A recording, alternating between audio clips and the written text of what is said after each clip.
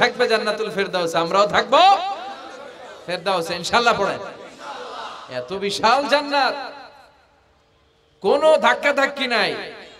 জান্নাতের এক একটা দরজা চিনেন তো না? বিশ্বনবী যখন জান্নাতের দরজার বর্ণনা দিচ্ছেন, বিশ্বনবী বলছেন ইন্নাল মিসরাআইন মিন মাসারি'আল জান্নাহ মা বাইনা মাক্কাতা ওয়া হাজার। ও সাহাবারা, জান্নাতের দরজাগুলো কত বড় শোনো শোনো। বিশ্বনবী বললেন সৌদি আরবের মক্কা শহর থেকে বাহরাইনের হাজার শহর যত লম্বা, জান্নাতের এক একটা দরজা তত লম্বা। তার মানে এক এক ধাক্কায় কয়েকশো কোটি লোক জান্নাতে ঢুকে যাবে। তো ওই জান্নাতে আমরা সবাই যদি ফেরদাউসে থাকি, আল্লাহর কোনো ঘাটতি আছে? ওই আল্লাহরে থইয়া মাজারে যায়, ওই আল্লাহরে না ডেকে বাবারে ডাকে, ওই আল্লাহর কাছে না যে মাজারে যে লাল সালু দিয়ে আসে। দেখবেন যে লোকটা মাজারে মশারি দেয়, ওর বাবার ডেঙ্গু রোগ, ওর মারে মশায় কামড়ায়, ওর বাবারে মশায় কামড়ায়। বাপ মার কাছে চায় না। বাপ মা যে কত বড় পীর সাহেব, গোটা বিশ্বের পীর সাহেবরা যদি একটা দোয়া করে আর বাবা মা যদি আরেক পাশে দোয়া করে, বাবা মার দোয়া আগে আগে কবুল হয়ে যাবে। এজন্য চাইতে হবে একজনের কাছে, তিনি কে? বিশ্বনবী যখন বুঝাতেন, মাঝে মাঝে হাতের ইশারায় বুঝাতেন। সুবহানাল্লাহ পড়েন। বিশ্বনবী যখন বুঝাতেন, মাঝে মাঝে প্রশ্ন করে বুঝাতেন, মাঝে মাঝে প্রশ্ন করে বুঝাতেন। He used to throw question to the audience. শ্রোতাদেরকে প্রশ্ন ছুড়ে দিতেন। প্রশ্ন ছুড়ে দিলে কি লাভ জানেন? শ্রোতারা ভাবতে শুরু করে উত্তরটা কি, কি এই প্রশ্নের উত্তর। যখন উত্তরটা করতে পারে না, তখন বিশ্বনবী উত্তর বলে দিতেন। যখন উত্তর করতে যে ঠেকে যায় একটা ঠেকা ঠেকা ভাব, তখন যখন উত্তরটা জানা হয়, ওই উত্তর আর ভোলা হয় না। কথা বলেন। বিশ্বনবী সাহাবাদেরকে প্রশ্ন করলেন, ইন্না মিনাশ শাজারাতি শাজারাতুন লা ইয়াসকুতু ওয়ারাকুহা। ও সাহাবারা, গাছের মধ্যে, বৃক্ষলতার মধ্যে এমন একটা বৃক্ষ আছে, এমন একটা গাছ আছে, যেই গাছের কোনো পাতা ঝরে না। মাসালুহা কামাসালুল মুমিন। ওই গাছের দৃষ্টান্ত মুমিনের দৃষ্টান্তের মতো। বলো তো, হাদিসুনি মা হিয়া, দেখি তোমরা পারো কিনা ওই গাছটা কি? কেউ পারে না। কেউ বলে ওই গাছ, কেউ বলে মরুভূমির ওই ক্যাকটাস গাছ, কেউ বলে ওই গুলমলতা, কেউ বলে ওইটা, কেউ বলতে পারে না। বিষ্ণু বললেন কারোটা হয়নি। ইন্নাহা নাখলা, এটা হলো খেজুর গাছ। সাহাবারা ভাবসারে খেজুর গাছ তো প্রত্যেক ঘরের পিছনে পিছনে, এটা ধরছে নাকি? ধরলে তো কঠিনটাই ধরবে। এজন্য সাহাবাদের প্রত্যেক বাড়ির পাশে খেজুর গাছ। ওইদিকে মন যায় না, মন গেছে দূরে, দেখি তো কোন গাছ, খুঁজে পায় না। সুবহানাল্লাহ পড়েন। এই যে বিশ্বনবীর শিখানোর পদ্ধতি, education system, how to teach the children, আপনি ছাত্রদেরকে কিভাবে পড়াবেন, এটা বিশ্বনবী হাতে কলমে আমাদেরকে শিখিয়ে গিয়েছে। ওই মজলিসে আব্দুল্লাহ ইবনে উমর রাদিয়াল্লাহু আনহু আর ওনার বাবা ওমরে ফারুক দুইজনই উপস্থিত ছিলেন। বাড়িতে যাওয়ার পরে ছোট্ট আব্দুল্লাহ ইবনে উমর সাইয়েদনা ওমরে ফারুককে বলেন, আব্বা, বিশ্বনবী যে আজকে প্রশ্নটা করছিল, আমি কিন্তু উত্তর জানতাম। সুবহানাল্লাহ কইবেন না? ওমরে ফারুক বললেন, বলো কি, তুমি জানতা যেটা খেজুর গাছ? আব্দুল্লাহ ইবনে উমর বলে, না আমি আবি, হ্যাঁ আমি জানতাম। তো বললা না কেন? তুমি যদি আজকে উত্তর দিতে পারতা, তাহলে আরবরা লাল কপালের উট পেলে অনেক খুশি হয়ে যায়। তিনি বললেন, লাল চাঁদওয়ালা উট পেলে মানুষ যেরকম খুশি হয়, আজকে তো আমি অত খুশি হইতাম, বিশ্বনবীর সামনে আমার বুকটা এত বড় হয়ে যেত যে আমার ছেলে উত্তর করতে পেরেছে। আব্দুল্লাহ ইবনে উমর বললেন, আপনি আমার আব্বা, আশেপাশে চাচারা কেউ পারে না, আমি কেমনে কই? সুবহানাল্লাহ কইবেন না? দেখেন বিশ্বনবীর শিখানোর কত চমৎকার পদ্ধতি। তো সেই পদ্ধতির অংশ হিসেবে বিশ্বনবী এরকম আঙ্গুল দিয়ে ইঙ্গিত করতেন আর বলতেন, আনা ওয়া কাফিলুল ইয়াতীমি কাহাতাইন, আমি এবং ইয়াতীমের যত্ন যারা করে তারা জান্নাতে একসাথে এইভাবে থাকবে।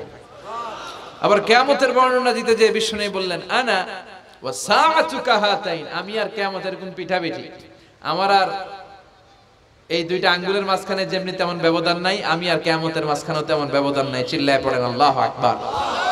তাহলে বিশ্বনবীর ঘোষণা অনুযায়ী কিয়ামতের প্রথম আলামত হচ্ছে বিশ্বনবীর স্বয়ং আগমন। এটা হয়েছে কি হয় নাই? এরা হতে হেলে দুলে নুরানি তনু কে আসে হায়, সারা দুনিয়ার হেরে মেরে পর্দা খুলে খুলে চায়, সে যে আমার কামলিওয়ালা কামলিওয়ালা, তার ভাবে বিভোল রাঙা পায়ের তলে, পর্বত জঙ্গল টল মল টলে, খুরমা খেজুর বাদাম জাফরানি ফুল ঝরে ঝরে যায় সেজে আমার কামলিওয়ালা কামলিওয়ালা। সুবহানাল্লাহ পড়েন। এই কামলিওয়ালা নবীর আগমনটাই কিয়ামতের প্রথম আলামত। তাহলে প্রথম আলামত আমরা পাইছি কি পাই নাই? পেয়ে গেলাম। এরপরে বিষ্ণু বলেছেন যুহুর কাসরাতিল ফিতান বিআনওয়াইহা, কিয়ামতের আগ দিয়ে সমাজে ফিতনা ফাসাদ বেড়ে যাবে। পারিবারিক ফিতনা আমাদের আছে না নাই? সামাজিক ফিতনা, একটু আওয়াজ করে উত্তর দিবেন। রাষ্ট্রীয় ফিতনা, নারী ঘটিত ফিতনা, খালি ফিতনা আর ফিতনা। আপনি যেদিকে তাকাবেন ওইদিকেই ফিতনা। আপনি চাইলেও আপনার ঈমান বাঁচাতে পারছেন না। আমরা চাই আমার চোখটা হেফাজত করব, পারছি না। ইউটিউবে ঢুকলাম জাকির নায়েকের লেকচার শুনবো, ইউটিউবে ঢুকলাম শায়েখ সুদাইসের তেলাওয়াত শুনবো, ওদিকে তেলাওয়াতও বাজে আর নিচে সাজেস্টেড ল্যাংটা ভিডিও আছে না নাই? কই যাব আমরা? কিভাবে বাঁচাবো আমাদের চোখ? বায়ে অশ্লীলতা দেখে ডানে তাকাই, দেখি ওদিকে অশ্লীলতা,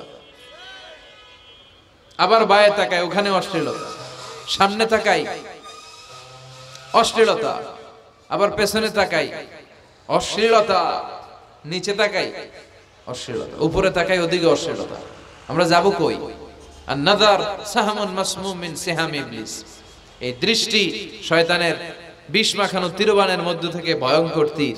এই তীর দিয়ে শয়তান যুবক যুবতীদেরকে কাবু করে ফেলে। একটা যুবক যুবতীর মধ্যে প্রথমে আই কন্টাক্ট হয়। কি হয়? প্রথমে আই কন্টাক্ট, চোখে চোখে একটা ভাব বিনিময় হয়। হ্যাঁ, এরপরে এসএমএস এর আদান প্রদান হয়। কথা বলেন। এরপরে ডেটিং হয়। ডেটিং কি হয়? এরপর হয় গার্লফ্রেন্ড বয়ফ্রেন্ড। আছে না নাই? এগুলো বই ঘরে নাই। বই ঘরের ছেলেপেলেরা আল্লাহ আল্লাহ। হ্যাঁ, কি ভয়ঙ্কর অবস্থা। আমরা ছোটবেলায় এই সমস্ত গার্লফ্রেন্ড বয়ফ্রেন্ড কি বুঝতামই না। এখন ক্লাস 5 থেকে শুরু, ক্লাসে যারা যারা আছে ভাগাভাগি হয়ে যায় কোনটা কার। আছে না নাই? কয় এইটা আমার, মানে আমার ফ্রেন্ড, এটা আমার এই কি ফ্রেন্ড, গার্লফ্রেন্ড, এটা আমার গার্লফ্রেন্ড, তো এটা তোর গার্লফ্রেন্ড। আছে না নাই? আবার এটারে সংক্ষেপ করছে, কয় জিএফ। কি কয়? তোমাদের এগুলা নাই তো? হ্যাঁ আছে, অর্ধেক কয় আছে, অর্ধেক কয় নাই। খুব চালাক এরা। প্রিয় ভাইয়েরা, এগুলো আমাদের সংস্কৃতি নয়। বিবাহ বহির্ভূত যে কোনো ধরনের নারী পুরুষের সম্পর্ককে হারাম করেছে কে? আসুন আমরা বিয়েটাকে সহজ করি, আর্লি ম্যারেজ ক্যাম্পেইন করি। আর কত বলবো? যতদিন বেঁচে থাকি বলবো বিয়েটারে সহজ করে দেন। ছেলের বাবা যারা আছেন, মেয়ের বাবা যারা আছেন, বিয়েটা সহজ করে দেন। তা না হলে এই যে 14ই ফেব্রুয়ারি গুলো যায়, আছে না নাই? কি নাম? কি? বিশ্ব বেহায়া। আহা, এগুলো আগে ছিল না। এগুলো সব কিয়ামতের আলামত। চিল্লা এখন ঠিক কিনা? এই দিবসগুলোতে আপনার উঠতি বয়সের তরুণী মেয়ে, আপনার ছেলে যে পাপগুলো করে বিয়ে না করার কারণে, এই পাপগুলোর একটা পার্সেন্টেজ গুনাহ আপনার আমলনামায় আছে না নাই? এজন্য খবরদার, বাবা মা যারা আছেন ছেলে মেয়েদেরকে সময় মতো বিয়ে করিয়ে দেন। আমাদের দেশে বিয়ে অনেক সময় অনেক দেরি হয়ে যায়, বিশেষ করে ছেলেদের দেরি হয়ে যায়। বলে তুই নিজের পায়ে দাঁড়া। তো এতদিন ও কার পায়ে দাঁড়াইছে? ও তো নিজের পায়ে দাঁড়িয়েছে। একটু সহযোগিতা করেন না আপনি, বিয়েটা সহজ করে দেন। বিয়ের চেয়ে ভালো কাজ পৃথিবীতে নাই। হ্যাঁ, ইয়াং পোলাপানরা অনেক খুশি হয়ে গেছে। হ্যাঁ, বিয়ে করবে তোমরা। বিয়ে বহির্ভূত জিএফ বিএফ এর দরকার আমাদের নাই। চিল্লায় বলেন ঠিক কিনা? এগুলোর বিরুদ্ধে আমাদের জিহাদ। ইসলামের ইমেজকে, আমাদের মোরালিটি, আমাদের এথিক্যাল স্ট্যান্ডিং পয়েন্ট যেখানেই নষ্ট হবে, ওগুলোর বিরুদ্ধে আমাদেরকে সোচ্চার হতে হবে। এই নৈতিকতার অবক্ষয় হতে হতে এমন পর্যায়ে ঠেকেছে বাংলাদেশটা এখন জাহান্নামের টুকরা হয়ে গিয়েছে। এখন মেডিকেলের ডাস্টবিনে ছোট্ট ছোট্ট নবজাতক বাচ্চার লাশ পাওয়া যায়। এগুলো সব 14ই ফেব্রুয়ারি পালনের ফসল। এগুলোর সাথে মুসলমানদের কোনো সম্পর্ক থাকতে পারে না। এগুলো ইসলামের সাথে কোনো সম্পর্ক নাই। এগুলো হচ্ছে পাশ্চাত্য থেকে আমদানি করা, পার্শ্ববর্তী দেশ ভারত থেকে আমদানি করা। আমাদেরকে যে ইসলামের সুশীতল বাণী বিশ্বনবী শিখিয়েছেন, আমাদের জানিয়েছেন, দ্যাটস এনাফ ফর আস, এটাই আমাদের জন্য যথেষ্ট। এজন্য এই যুগটা হচ্ছে বিশ্বনবী বললেন ফিতনার যুগ। আখিরি জামানায় জ্বলন্ত আগুনের কয়লা নিয়ে হাতে রাখাটা সহজ হয়ে যাবে, কিন্তু ঈমান নিয়ে টিকে থাকা কঠিন হয়ে যাবে। আপনি চাইলেও ভালো থাকতে পারবেন না, আপনি হকের কথা চাইলেও বলতে পারবেন না। ঝুঁকি আছে না নাই? গুম আছে না নাই? ক্রস ফায়ার আছে না নাই? কে কোন দিক দিয়ে গুম টেরি পাওয়া যাবে না, কিন্তু এই হকের রাস্তা আমরা ছাড়বো না। বিশ্বনবী বললেন ফিতনা বেড়ে যাবে। আপনি হক হালাল মেনটেন করতে চান কিন্তু পারবেন না। আপনি ঘুষ খাবেন না, কি হবে? টেবিলের নিচ দিয়া ঘুষ, উপর দিয়া ঘুষ, সব জায়গায় ঘুষ। আপনার পাশে যে চাকরি করে সে খায় ঘুষ, ও খায় ঘুষ, নিচের কর্মচারী খায় ঘুষ, উপরের বসও খায় ঘুষ। কথা বলেন, আপনি চাইলেও পারছেন না। এজন্য বিশ্বনবী সবসময় দোয়া করতেন, আল্লাহ ফিতনা থেকে আমাদেরকে বাঁচাও। বিশ্বনবী পড়তেন আল্লাহুম্মা ইন্না নাউযু বিকা মিনাল ফিতান মা যাহারা মিনহা মা বাতান। হে আল্লাহ, প্রকাশ্য অপ্রকাশ্য সব ফিতনা থেকে তুমি আমাদেরকে বাঁচাও। চিল্লায় পড়েন আমিন। আওয়াজ করে আমার সাথে পড়েন আল্লাহুম্মা ইন্না নাউযু বিকা মিনাল ফিতান মা যাহারা মিনহা ওয়া মা বাতান। এর মানে হচ্ছে হে আল্লাহ, প্রকাশ্য অপ্রকাশ্য, দেখা যায় দেখা যায় না, এরকম সব ফিতনা থেকে তুমি আমাদেরকে বাঁচাও। তাহলে এই যে বিশ্বনবী বললেন কিয়ামতের আগে ফিতনা বেড়ে যাবে, এই আলামতটা সমাজে আছে না নাই? আমাদের আশেপাশে ফিতনা আছে না? আচ্ছা, এরপরে বিশ্বনবী বললেন খুরুজ মুদ্দাঈন নবুওয়া, কিয়ামতের আগ দিয়ে ভণ্ড নবী দাবিদার বেড়ে যাবে। বুখারীর বর্ণনায় বিশ্বনবী বললেন ততক্ষণ পর্যন্ত কিয়ামত হবে না যতক্ষণ না 30 জন ভণ্ড নবী দাবিদার বেরোবে।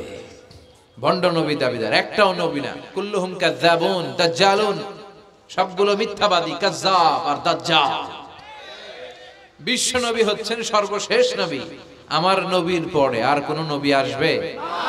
আমার রাসূলের পরে আর কোন রাসূল আসবে? এই কথাটা যারা মানবে না তার ঈমান থাকবে। মা কানা মুহাম্মাদুন আবা আহাদিম মির রিজালিকুম ওয়ালাকিন রাসূলুল্লাহি ওয়া খাতামান নাবিয়্যিন। মুহাম্মদ তোমাদের কোন ছেলেদের পিতা নয়, তিনি হলেন আল্লাহর রাসূল, তিনি হলেন শেষ রাসূল। খাতামান নাবিয়্যিন, সাইয়েদনা আদম থেকে শুরু করে নবী আসার যে ধারাবাহিকতা, এটা বিশ্ব নবীর মাধ্যমে এই চেইনটাকে কাট আপ করে দিয়েছে কে? আমার নবীর পরে কোনো নবী নাই। বিশ্বনবী বলতেন লা নাবিয়্যা বা'দি ওয়ালা রাসূলা, আমার পরে নবীও নাই, রাসূলও নাই, তবে লাউ কানা বা'দি নাবিয়্যুন লাকানা উমর, আমার পরে যদি কেউ নবী হতো আমার সাহাবী ওমর নবী হয়ে যেত। প্রভু তুমি বলেছ রাসূল দেবে না, বলনি দেবে না ওমর, বলনি দেবে না হামজা তারিক, খালিদ বিজয়ী সমর। প্রভু তুমি বলেছ রাসূল দেবে না, বলনি দেবে না ওমর, বলনি দেবে না হামজা তারিক, খালিদ বিজয়ী সমর। প্রভু তুমি বলেছ রাসূল দেবে না। সুবহানাল্লাহ পড়েন। ওমর ফারুক নবী হয়ে যেত, এমন কোয়ালিটি ছিল। আসাদুহুম ফি আমরিল্লাহি উমর, আল্লাহর আইন বাস্তবায়নের ক্ষেত্রে গোটা বিশ্বের মধ্যে সবচেয়ে শক্ত ছিলেন সাইয়েদনা ওমর। আর এই উম্মতের মধ্যে সবচেয়ে নরম দিলের ছিলেন সাইয়েদনা আবু বকর। আরহামু উম্মতি বি উম্মতি আবু বকর। তিনি যখন নামাজে দাঁড়াতেন, সালাতে দাঁড়াতেন, উনি যখন তেলাওয়াত শুরু করতেন, ওনার কান্নার আওয়াজে তেলাওয়াতের আওয়াজ বোঝা যেত। আর আমাদের নামাজে কান্না আসে? হ্যাঁ, নামাজে দাঁড়াইলেই সারাদিন যেটা মনে পড়ে না ওটা নামাজে দাঁড়াইলেই মনে পড়ে। আছে না নাই? নামাজেও দাঁড়ায়, আবার বিপিএল এ কি হইলো ওই টেনশন আছে না নাই? নামাজও পড়ে, আবার মাশরাফি কি আউট। এখন তো আবার উনি কি এমপি না, মাননীয় এমপি মাশরাফি। এমপি বললে কেমন যেন লাগে, শুধু মাশরাফি বলতে ভালো লাগে, কথা কয়। তো উনি কি আউট নাকি ছক্কা, এই টেনশন গুলো আছে না নাই? এই তো আমাদের নামাজ। এই নামাজগুলো মিজানের পাল্লায় উঠালে কোনো ওজন হবে? কথা বলেন। বিশ্বনবী যখন সালাত পড়তেন, বিশ্বনবীর পা গুলো ফুলে, হাত্তা তাতাওয়াররামু খাদামা, টিউমার যেমনি ফুলে থাকে, বিশ্বনবীর পা গুলো ফুলে যেত। তাহাজ্জুদ পড়তে পড়তে দাঁড়িয়ে থাকতে থাকতে হাত দুইটা প্যারালাইজড হয়ে যেত, আর নাড়াতে পারে না। এরপরে তিনি হাত ছেড়ে দিতেন প্রশান্তির জন্য, এরপরে হাত ছেড়ে দিয়ে কেরাত করতেন, আবার যখন ভালো লাগতো আবার ধরতেন। সুবহানাল্লাহ পড়ো। আলী কারামাল্লাহু ওয়াজহার পায়ের ভেতরে এক যুদ্ধে তীর ঢুকে গেল। এই তীর টেনে বের করা যায় না, তীর টান দিলে উনি চিৎকার মারে, জখম হয়েছে অনেক ভিতরে। বিশ্বনবী বললেন, আরিহনা বিসসালাহ ইয়া বিলাল, আকিমিস সালাহ, বেলাল আজান দাও, নামাজ শুরু করি। নামাজ শুরুর আগে আরেক সাহাবীরে বললেন, আলী যখন জামাতের কাতারে দাঁড়াবে, তুমি নামাজে না দাঁড়িয়ে আলীর পায়ের সামনে যে ওই পায়ের তীরটা টান দিয়ে বের করবা। সুবহানাল্লাহ পড়েন। একামত হলো, বিশ্বনবী সালাত শুরু করলেন। বিশ্বনবীর কথা অনুযায়ী ওই সাহাবী যে আলী কারামাল্লাহু ওয়াজহার পা থেকে টান দিয়ে তীরটা বের করে নিয়ে আসলেন, ফিনকি দিয়ে রক্ত বের হলো, জায়গাটা রক্তে সয়লা, কিন্তু সাইয়েদনা আলী কারামাল্লাহু ওয়াজহা টেরই পায় না। সালাত শেষ, উনি দেখেন পায়ের মধ্যে তীর নাই, রক্তের সয়লাব, যেখানে দাঁড়ালেন ওখানে খালি রক্ত। বিশ্বনবীরে বললেন, ও নবী আমার পায়ের তীর কই? বিশ্বনবী বললেন, আলী রে, আমি জানি তুমি যখন যাই নামাজের জন্য দাঁড়িয়ে যাও, দিন দুনিয়ার হুঁশ তোমার থাকে না, তোমার হৃদয়টা এখানে থাকে না, দেহটা এখানে থাকে, হৃদয়টা চলে যায় আল্লাহর আরশের উপরে। উনাদেরও নামাজ, আমাদেরও নামাজ। সাহাবারা যখন মরুভূমিতে নামাজ পড়তেন, মরুভূমির পাখিগুলো এসে সাহাবাদের মাথার উপরে বসে যেত। পাখিগুলো মনে করতো এগুলো মরুভূমির খেজুর গাছটা হবে, কি হবে, কারণ নড়ে চড়ে না তো, আমাদের মতো এরকম দাড়ি চুলকা না, এরকম জামা ঠিক করে না, দাঁড়াইছে তো দাঁড়াইছেই। সুবহানাল্লাহ পড়েন। তো ইবাদতে এরকম আন্তরিকতা, একাগ্রতা দরকার আছে না নাই? বিশ্বনবীর পরে কোন নবী হবে না, কিন্তু বিশ্বনবী বললেন কিয়ামতের আগে এরকম অনেক ভণ্ড নবী দাবিদার বের হবে। বিশ্বনবীর সময়কালে এক ভণ্ড নবী দাবিদার বের হয়েছিল, ওর নাম হচ্ছে মুসাইলামাতুল কাযযাব। এসে বলে, মুহাম্মদ আন-নবুওয়া নিসফুন লাকা ওয়া নিসফুন লি, তুমি একা নবী নও, নবুয়ত অর্ধেক তোমার অর্ধেক আমার, আমারটা আমারে বুঝায় দাও। বিশ্বনবী বললেন, তোরে বুঝায় দেব? আনতা লাস্তা মুসাইলামা ফাকাত, আনতা মুসাইলামাতুল কাযযাব, আজ থেকে তুই শুধু মুসাইলামা না, তুই ভণ্ড মুসাইলামা, তুই মিথ্যাবাদী মুসাইলামা। বিশ্বনবীর পরে এরকম আলজেরিয়াতে অনেক ভণ্ড নবী দাবিদার বের হয়েছে। এই যে ভারতবর্ষের ইন্ডিয়া পাকিস্তান, এখানে পাঞ্জাব একটা এলাকা আছে, নাম শুনছেন? গোলাম মির্জা গোলাম আহমদ কাদিয়ানি, এই বেয়াদবটাও নবুয়ত দাবি করেছে। নাউজুবিল্লাহ পড়তে পারলেন না? সে প্রথমে দাবি করছে আমি শেষ নবী, এরপরে সে দাবি করছে আমি ইমাম মাহাদি, এরপর সে দাবি করছে আমি ঈসা আল মাসিহ। এই ভণ্ডটার অনুসারী বাংলার জমিনে আছে না নাই? এদেরকে রাষ্ট্রীয়ভাবে কাফের হিসেবে আখ্যা দেওয়ার দরকার আছে না নাই? এত আন্দোলন হয়, এত কথা হয়, কিন্তু সরকারের টনক নড়ে না। এদেরকে রাষ্ট্রীয়ভাবে কাফের হিসেবে ঘোষণা দিতে হবে, সার্কুলার জারি করে চিল্লায় বলেন ঠিক কিনা? এরা মুসলমান নয়, কারণ আপনি শুধু লা ইলাহা মানলেই মুসলমান হতে পারবেন না, মুমিন হতে পারবেন না। বিশ্বনবীর উপর সাক্ষী দেওয়ার দরকার আছে না নাই? বিশ্বনবী শেষ নবী, ওনার পরে কোনো নবীও আসবে না, কোনো রাসূলও আসবে না, চিল্লায় বলেন ঠিক কিনা? এই বেয়াদবটা পায়খানা করতে যায় টাঙ্কি ভাঙ্গা গুয়ের টাঙ্কিতে পয়রা মরছে, শত শত বছরের ময়লা পায়খানাটার মধ্যে জমা। গু খাইতে খাইতে পেটটা হইছে এত বড়, আর পারে না, আল্লাহকে খা, জনমের খাওয়া। নবীরা যেখানে মারা যায়, নবীরা নিজে পবিত্র, যেখানে মরে ওই জায়গাটাও, কিন্তু বেয়াদবটা কই মরছে? হ্যাঁ, বাথরুমের টাঙ্কির ভিতর। তো মেথর নিয়ে আসা হয়েছে, মেথর ভাইরা এসে রশি দিয়ে ওটার উঠায়, কিছু দূর ওঠার পরে এত ওজন, রশি রশি ভাঙ্গা আবার ধবাস করে পড়ে, আবার উঠায়, আবার পরে আল্লাহকে জনমের মতো ঘু খাইয়া নিয়ে। বিষ্ণুর সাথে বেয়াদবি করেছিস, তোর ইজ্জতের 12টা আমি বাজায় দিলাম, চিল্লায় কোন ঠিক কিনা? যারাই বিষ্ণুবীর সম্মান নিয়ে ঝিনিমিনি খেলেছে, তাদের রেহাই দুনিয়াতেও নাই, আখেরাতেও নাই। এই মুসাইলামা দুনিয়াতেই অপমানিত হয়েছিল। সে বিশ্বনবীকে নকল করত, কপি করত, বেয়াদবি করত, স্পর্ধা দেখাতো। বিশ্বনবী কোন গাছের মধ্যে হাত লাগালে ওই গাছের ফলন বেড়ে যেত। সে বলতো আমি নবী, তার এলাকার লোকেরা বলে তাহলে বিশ্বনবী মুহাম্মদের মতো তুমি আমাদের এলাকার গাছে হাত লাগাও। সে কোনো গাছে হাত লাগাইলে ওই গাছের সব ফল মরে যেত। বিশ্বনবী কোন লোনা পানির কুয়ার ভেতরে অজু করে কুলির পানি ফেললে ওই লোনা পানির কুয়া মিঠা পানির কুয়াতে পরিণত হতো। আর এই বদমাসটা যদি মিঠা পানির কোন কুয়ার মধ্যে কুলি ফেলাইতো, ওইটা লোনা পানির কুয়া হয়ে যেত। বিশ্বনবী মদিনাতে আসার পরে মদিনার নিউ বর্ন বেবিদেরকে বিশ্বনবীর কাছে নিয়ে আসা হতো। বিশ্বনবী তাদেরকে তাহনিক করাতেন। তাহনিক মানে খেজুর হালকা একটু খেয়ে বিশ্বনবী লালা লাগিয়ে বিশ্বনবী লালা মোবারকটাই বাচ্চার ঠোঁটের মধ্যে বিশ্বনবী লাগিয়ে দিতেন। এখন বিশ্বনবী নাই, আলেমদের কাছে যাবেন, খতিব এলাকার বড় খতিব হুজুরের কাছে যাবেন, হাফেজ সাহেব হুজুরের কাছে যাবেন, হুজুর মধু খেয়ে বাচ্চার মুখে লাগাই দিবে। উনি যে সবসময় কোরআন পড়েন, ওনার সিনাতে যে কোরআন, ওইটার বরকত আছে না নাই? বিশ্বনবী তাহনিক করতেন, খেজুর খেয়ে ওই লালা মিশ্রিত খেজুর বাচ্চার মুখে লাগিয়ে দিতেন আর বাচ্চার মাথায় হাত বুলিয়ে দিতেন। বিশ্বনবীর হাত মদিনার যে সমস্ত নবজাতক বাচ্চাদের মাথায় লেগেছে, বাচ্চাদের মাথার চুল বড় করে দিয়েছে কে? সেও বিশ্বনবীর মতো অ্যাক্টিং করত। তার কাছে নবজাতক বাচ্চা নিলে সেও তাহনিক করত। তাহনিক করার সাথে সাথে বাচ্চা বমি শুরু করে দিত। আর মাথায় হাত লাগায় দিলে মাথার চুল বাড়াতো, বড় কথা, আজীবনে বাচ্চাগুলো টাক মাথা থাকতো। কি করতো? টাক মাথা। তার মানে বেয়াদবির পরিণাম, অপমান দুনিয়া থেকেই শুরু হয়ে যায়। তো বিশ্বনবী বললেন এই ভণ্ডদের আবির্ভাব শুরু হবে। আমাদের এই সমাজে ভণ্ড আছে না নাই? দোদেল বান্দা কালমা চোর, না পায় শ্মশান না পায় ঘোর, দিন থাকিতে আয়রে পথে ছাইড়া দে ভণ্ডামি, ভণ্ডামি ভণ্ডামি ভণ্ডামি, ছাইড়া দে ভণ্ডামি। নামাজ কালাম পড়ে না, ইবলিস শয়তানের নানা। আছে না এরকম? ইসলামের লেবাস লাগায়, দাড়ি রাখে, চুল বড় রাখে, জট পাকায় রাখে, রোজা নাই, নামাজ নাই, পরিচ্ছন্নতা নাই, আতর নাই, গোসল নাই। আছে না নাই? এরকম ভণ্ড পীর আছে না নাই?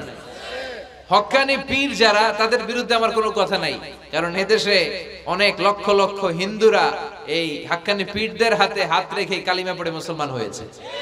তাদেরকে আমরা সাপোর্ট করি। আমাদের বিরুদ্ধাচারণার হুঙ্কার হচ্ছে ভণ্ডদের বিরুদ্ধে। এই দেশে এত ভণ্ড পীর, এই দেশে যত ভণ্ড পীর আছে অনেক দেশের জনসংখ্যাও এত নাই। কথা বলেন, অনেক ভণ্ড পীর আছে সারা বছর নাকি গোসল করে না, বছরে করে একবার, ওই গোসলের পানি মুরিদরা খায় সব সাবার। আছে না নাই? এগুলোর সাথে আমাদের কোনো সম্পর্ক। বিশ্বনবী বললেন এরকম ভণ্ডদের আবির্ভাব সমাজে হবে কিয়ামতের আগে। এই আলামতটা সমাজে আছে না নাই? দেখেন বিশ্বনবী যাই বললেন অক্ষরে অক্ষরে মিলে যায়। এরপরে বিশ্বনবী ফরমান কাসরাতুল হারাজ, কিয়ামতের আগে হারাজ বেড়ে যাবে। সাহাবারা বললেন ওমাল হারাজ ইয়া রাসূলুল্লাহ, হে নবী হারাজ কি? বিশ্বনবী বললেন হাদা হুয়াল হারাজ, হাদা হুয়াল হারাজ। কি বুঝলেন? মারামারি, কোপাকুপি, যুদ্ধ। আছে না নাই? আমরা কি যুদ্ধ চাই? যুদ্ধ নয় আর যুদ্ধ নয়, নয় আর কোন তাজালা, সেই পৃথিবী আমাদের সকল মানুষের হোক নিরাপদ আবাস, সেই পৃথিবী আমাদের সকল মানুষের হোক নিরাপদ আবাস। We don't want to see any war in the whole world. We don't want to see any war in the whole world. ঠিক কি না? আমরা কোনো যুদ্ধ দেখতে চাই না, মারামারি দেখতে চাই না, অন্যায় হত্যাকাণ্ড বিচার বহির্ভূত কোন হত্যাকাণ্ড আমরা দেশে দেখতে চাই না। বিশ্বনবী বললেন কিয়ামতের আগে এগুলো বেড়ে যাবে। বিশ্বনবী বললেন যে হত্যা করবে সে জানবে না কেন আমি হত্যা করলাম। এরকম হত্যা দেশে আছে না নাই? উপরের নির্দেশ, উপরের টেলিফোন, শুট করো, পোশাকি বাহিনী পিস্তল আছে, শুট করে দিল, কিন্তু কেন সে মারলো ওই সৈনিক জানে না। এরকম আছে না নাই? আবার যে নিহত হইল সেও জেনে মরতে পারলো না যে আমি কেন মরলাম। কথা কন। আহা, এই বাংলার বিভিন্ন নদীতে, মাঠে ঘাটে হাত বাঁধা, পা বাঁধা, চোখ বাঁধা, বস্তাবন্দি করা লাশ পাওয়া যায় কি যায় না? এই দুনিয়ায় তারা বিচার পায় নাই, কিন্তু এগুলোর বিচার আছে না নাই? এগুলোর বিচার যদি না থাকতো, the worldly life will be a joke. এই পৃথিবীটা একটা জোকিং হইতো, জোকিং। জোক করার জন্য আল্লাহ পৃথিবী বানায় না। যেগুলোর বিচার এই জমিনে আমরা পাই নাই, সেগুলোর বিচার আখিরাতে হবে। সেদিন হবে আসল বিচার, সেদিন হবে ফাইনাল খেলা। সেদিন হবে কি খেলা? বিশ্বাস হয়? অপেক্ষা আছে না নাই? সবগুলোর বিচার হবে ইনশাআল্লাহ। পড়েন। আপনার জমি মেরে খাইছে, দুনিয়ায় বিচার পান নাই, আহকামুল হাকিমিনের বিচার আছে না নাই? আপনাকে অন্যায় ভাবে আঘাত করেছে, দুনিয়ার বুকে বিচার পান নাই, আখিরাতে বিচার আছে না নাই? বিষ্ণু বললেন এই মারামারিটা বেড়ে যাবে কিয়ামতের আগে। এখন দেখেন খালি মারামারি, কোপাকুপি। 2 টাকার টেম্পু ভাড়া লইয়া একজন একজনের মেরে ফেলাইছে। কয় টাকা? নাউজুবিল্লাহ পড়বেন না? আল্লাহ এই ফিতনা থেকে তুমি আমাদের বাঁচাও। এরপর বিষ্ণু বললেন দিয়াউল আমানা, কিয়ামতের আগ দিয়ে আমানতের খেয়ানত হবে। এটা আমাদের সমাজে আছে না নাই? বিষ্ণু বললেন কিয়ামতের আগ দিয়ে আমানতের খেয়ানত হতে থাকবে। ইদা দুইয়াতিল আমানাতু ফান্তাযিরিস সাআ। সাহাবারা প্রশ্ন ছুড়ে দিলেন, ইয়া রাসূলুল্লাহ মাতা সাআ, কখন কিয়ামত হবে? বিষ্ণু বললেন ইদা দুইয়াতিল আমানা, যখন আমানতের খেয়ানত হবে তখন কিয়ামত হবে। সাহাবীরা আবার প্রশ্ন ছুড়লেন কাইফা ইদাআতুহা ইয়া রাসূলুল্লাহ, হে নবী আমানতের খেয়ানত কেমন করে হবে?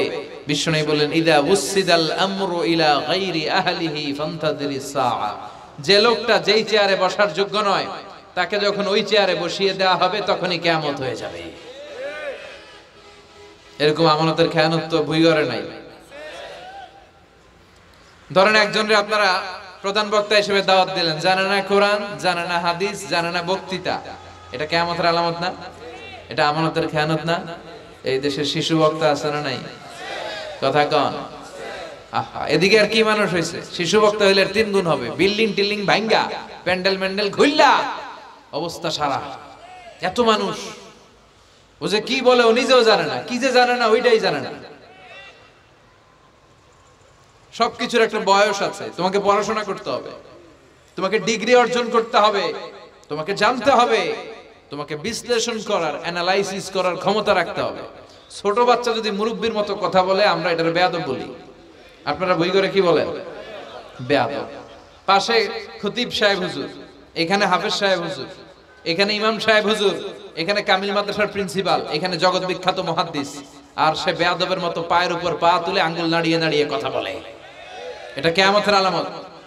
এগুলো বন্ধ করেন, এগুলোর সাথে ইসলামের সম্পর্ক না। যারা কোরআনের কথা জানে, যারা আলেম, তাদেরকে দাওয়াত করেন, জ্ঞান গর্ভ আলোচনা করবে, আপনার জীবনকে উজালা করে দিবে কে? কিন্তু লোক জড়ো করার জন্য এগুলো করে।